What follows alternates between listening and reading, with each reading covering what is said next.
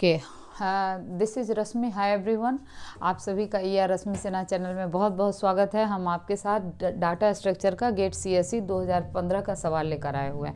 आपको ये सवाल बहुत अच्छे समझ में आएगा, आप मेरे साथ बने रहें। देखिए सवाल में क्या है कि आपको दिया गया है कि algorithm performs log n to the power 1/2 find operation. कोई भी एल्गोरिदम है जिसको कितना ऑपरेशन परफॉर्म करना पड़ता है, log n के पावर 1/2 ऑपरेशन। फाइंड मतलब सर्च ऑपरेशन परफॉर्म करना पड़ता है, ठीक है। फिर लिखा हुआ है एन इंसर्ट ऑपरेशन, तो यहाँ हमने लिख दिया कि इंसर्ट ऑपरेशन कितना परफॉर्म करना पड़ता है, तो total N number of insert operation perform करना पड़ता है। log n के पावर 1/2 डिलीट ऑपरेशन, सो मैंने यहाँ लिख दिया है डिलीट ऑपरेशन log n के पावर 1/2। फिर यहाँ क्या लिखा हुआ है, log n के power 1/2 decrease key operation. Decrease key operation आपका क्या हो गया, log n के पावर 1/2 दिया हुआ। कहता है कि on a data items with key is drawn from a linearly ordered set. कोई भी लिनियरली ऑर्डर्ड सेट दिया हुआ है, उसके ऊपर ये सब आपका एल्गोरिदम में ऑपरेशन कितने परफॉर्म होंगे ये आपको दिया हुआ, ठीक है। कहता for a delete operation a pointer is provided to the record that must be deleted. अच्छा देखिए, अगर कोई पॉइंटर उसके साथ प्रोवाइडेड है तो वो पॉइंटर भी डिलीट में, डाटा के साथ साथ पॉइंटर भी डिलीट हो जाएगा, दैट डज नॉट मैटर। बात सिंपल है। फिर क्या लिखता है कि for the decrease key operation a pointer is provided to the record that must be deleted. For the decrease key operation a pointer is provided to the record that has its key decrease की है तो उसका की हमेशा decreasing order में ही रहेगा, इसमें क्या खास बात है ना। फिर कहता है which one of the following data structure is the most suited for the algorithm to use if the goal is to achieve best total asymptotic complexity. इसमें बहुत सारे नए नए शब्द आपको आए, तो देखिए आपको पता है डाटा स्ट्रक्चर क्या होता है, जहां आप डाटा को अरेंज करके रखते हैं, ठीक है। आपके पास वेरियस डेटा स्ट्रक्चर है, array, queue, link list, heap, min heap, max heap, है कि नहीं, link list, doubly link list, singly link list, तो देयर आर वेरी। अच्छा उसमें भी कई सारे ऑपरेशन होते हैं, जैसे अगर कोई डाटा स्ट्रक्चर में डालना है तो उसको इंसर्ट ऑपरेशन कहते हैं, डिलीट करना है तो डिलीट ऑपरेशन, कोई डाटा स्ट्रक्चर में डाटा को फाइंड करना है तो वो सर्च ऑपरेशन हो गया, है कि नहीं। तो इस तरह से कितना ऑपरेशन परफॉर्म हो रहा है एल्गोरिदम के द्वारा ये आपको दिया गया है। अब आपसे पूछा गया है कि आप बताओ इस ऑपरेशन को ध्यान में रखते हुए इसमें से कौन सा डाटा स्ट्रक्चर यूज करना ज़्यादा अच्छा रहेगा। अच्छा किस मामले में, तो जिसका एसिम्प्टोटिक जो कॉम्प्लेक्सिटी होता है वो मिनिमम हो। तो देखिए बहुत सारे बच्चे को एसिम्प्टोटिक कॉम्प्लेक्सिटी में कन्फ्यूजन रहता है। देखिए कोई भी एल्गोरिदम बेस्ट कब होगा, जब उसमें उसका जो एग्जीक्यूशन टाइम हो वो कम से कम हो, है कि नहीं।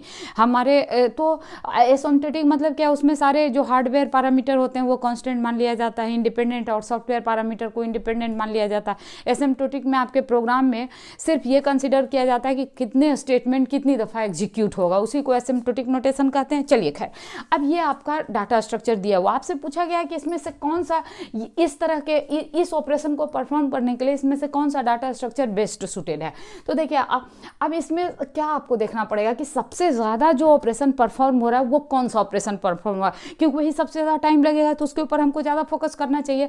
तो यहाँ पर देखिए ये एन है, एन जो है निश्चित तौर पर रूट लॉग एन के से ज़्यादा बड़ा होता है कि नहीं। तो सबसे ज़्यादा कौन ऑपरेशन आपका परफॉर्म होने वाला है, इंसर्ट ऑपरेशन। तो हम लोग अब क्या करेंगे, हम लोग सारे डाटा स्ट्रक्चर के ऊपर बात करेंगे कि इंसर्ट ऑपरेशन में कितना टाइम लगता है। तो देखिए अनसॉर्टेड एरे क्या होता है, जिसमें आपका एरे में एलिमेंट किसी भी ऑर्डर में आप इंसर्ट कर सकते हैं कि नहीं। तो अगर आपको अनसॉर्टेड एरे में एलिमेंट इंसर्ट करना है तो आपको सिर्फ इंसर्ट करना है, नहीं क्या, कोई सर्चिंग नहीं करना है, कहीं मूव नहीं करना, जहाँ भी जगह खाली है वहीं पर डाल दीजिए आपको। तो एक डाटा को इंसर्ट करने में कितना टाइम लगेगा, कांस्टेंट टाइम लगेगा, है कि नहीं। तो इंसर्ट ऑपरेशन अगर अनसॉर्टेड एरे में किया जाए तो सिर्फ और सिर्फ आपको कितना टाइम लगेगा, कांस्टेंट टाइम O1 लगेगा, ठीक है। अच्छा दूसरी बात क्या है, सॉर्टेड एरे। अगर एरे आपका सॉर्टेड है तब तो आपको इसमें सर्च करना पड़ेगा पहले उसके लिए पोजीशन, कि भाई हमारा जो एलिमेंट इंसर्ट करना है वो उसके लिए बेस्ट सूटेड पोजीशन कौन सा है। तो आपको अच्छी तरह पता है कि अगर सॉर्टेड एरे हो तो उसमें बेस्ट सूटेड कम से कम टाइम में जो हमको पोजीशन पता पड़ता है उसके लिए बाइनरी सर्च का इस्तेमाल करते हैं, और उसका टाइम कॉम्प्लेक्सिटी क्या होता है, log n होता है। यानी अगर सॉर्टेड एरे है तो आपका टाइम कॉम्प्लेक्सिटी कितना हो जाएगा, log n हो जाएगा। उसी तरह डबली लिंक लिस्ट है, अगर आपका सॉर्टेड है तो डबली लिंक लिस्ट क्या होता है, जिसमें इस तरह से हर नोड में दो इन्फॉर्मेशन होता है, एक फॉरवर्ड नोड का एड्रेस और दूसरे फील्ड में बैकवर्ड नोड का एड्रेस। तो ये कोई खास बात नहीं है, लेकिन इंपॉर्टेंट क्या है कि आपके पास ये भी क्या है, सॉर्टेड है।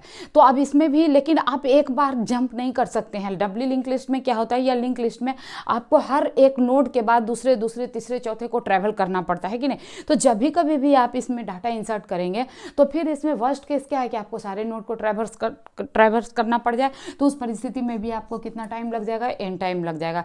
तो आप देख रहे हैं कि इंसर्ट ऑपरेशन के लिए, अच्छा एक और है आपका मीन हीप। मीन हीप क्या होता है, तो आपको पता है मीन हीप बाइनरी ट्री जैसा ही होता है, नहीं क्या। बाइनरी ट्री में क्या होता है, जिसमें मैक्स टू मैक्स 2 नोड होते हैं, चाइल्ड नोड। लेकिन अब इसमें मीन नाम क्या है, क्योंकि हमेशा जो पेरेंट नोड होगा वो अपने सारे चाइल्ड नोड से छोटा होगा, है कि नहीं। तो यहाँ जैसे देखिए ये जो है, आप नीचे से ही चलिए ना, 5 जो है इन दोनों से छोटा है, 7 जो है इन दोनों से छोटा है, 3 जो है इन दोनों से छोटा है। तो मतलब ये इसको हम लोग क्या कहेंगे, मीन हीप रिप्रेजेंटेशन। तो इसमें भी आपको जब डाटा इंसर्ट करना पड़ेगा तो आपको हाफ पार्ट में क्या करना पड़ेगा, सर्च पोजीशन ढूंढना पड़ेगा कि कहाँ हम डाटा इंसर्ट करें। तो इसके लिए भी आपका जो सर्चिंग टाइम होगा वो क्या हो जाएगा, लॉग इन होगा, तभी आप उसमें डाल के डाटा को इंसर्ट करेंगे। तो अब आपको देखना है कि इसमें से इंसर्शन ऑपरेशन के लिए सबसे कम टाइम किसने लिया। तो आप कहोगे मैम तब तो सबसे फायदा की बात इसमें अनसॉर्टेड एरे है। तो कहने का मतलब क्या है कि देखिए ये सिनेरियो कितना भयानक सा आपको दिखाया था, लेकिन आपकी चालाकी इसमें क्या थी कि आप इसमें चेक करो कि सबसे ज़्यादा ऑपरेशन किस में परफॉर्म हो रहा है, कौन सा ऑपरेशन सबसे ज़्यादा परफॉर्म होता है। हमने देखा कि इंसर्ट ऑपरेशन सबसे ज़्यादा परफॉर्म हो रहा है। फिर हमने क्या देखा कि ये जितने भी हमारे डाटा स्ट्रक्चर दिए हुए हैं, ये सारे डाटा स्ट्रक्चर इंसर्ट ऑपरेशन के लिए कितना टाइम लेते हैं। तो हमने पाया कि अनसॉर्टेड एरे जो है वो सबसे कम टाइम लेता है इंसर्ट ऑपरेशन के लिए। तो आप जितना भी ज़्यादा इंसर्ट ऑपरेशन करिए उससे कोई फर्क नहीं पड़ेगा, अनसॉर्टेड एरे के केस में ये सबसे कम टाइम लेगा आपको इन चारों के बीच में। तो इसका सही आंसर क्या होगा, ऑप्शन नंबर 1। हमको उम्मीद है आपको ये समझ में आ गया होगा, नहीं आया होगा तो फिर से वीडियो को रिवाइंड करके देख लीजिएगा। अगर थोड़ा सा भी अच्छे से कुछ समझ में आया होगा तो प्लीज़ वीडियो को ज़रूर अपने दोस्तों के साथ शेयर कीजिएगा, कमेंट कीजिएगा, लाइक सब्सक्राइब कीजिएगा। Thank you, take care, bye. मैं फिर दूसरे वीडियो में आपके साथ कुछ और सवाल के साथ हाजिर होंगी। तब तक take care, bye, thank you.